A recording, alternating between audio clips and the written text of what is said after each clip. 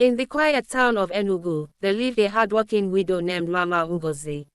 Life had not been kind to her. After the sudden death of her husband, she was left alone to raise her only daughter, Chiamaka.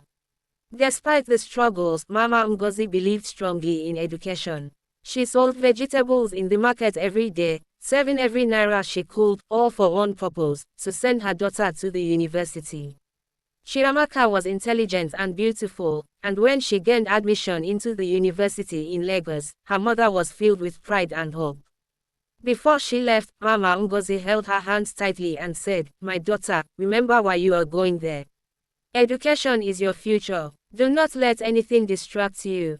At first, Chiamaka tried to focus on her studies. But the city was different from her quiet hometown.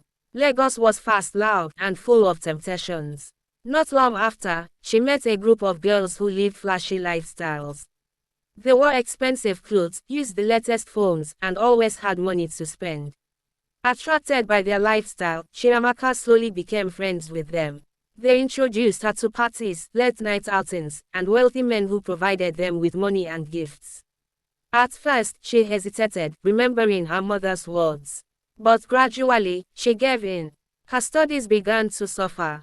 She missed lectures, failed tests, and spent more time chasing pleasure than her dreams. Soon, she found herself deeply involved in relationships with different men, hoping to maintain the lifestyle she had grown used to. Then, the unexpected happened. Chiamaka became pregnant. Fear gripped her heart. She didn't know what to do.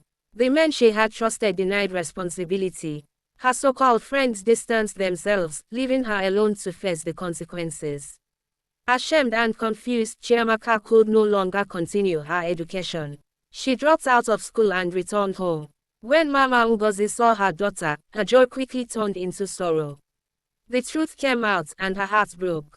All her sacrifices, all her hopes, it felt like everything had crumbled.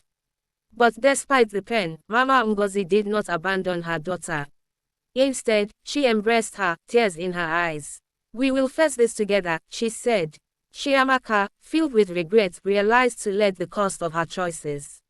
She promised herself that she would rise again, not just for herself, but for her mother and her unborn child.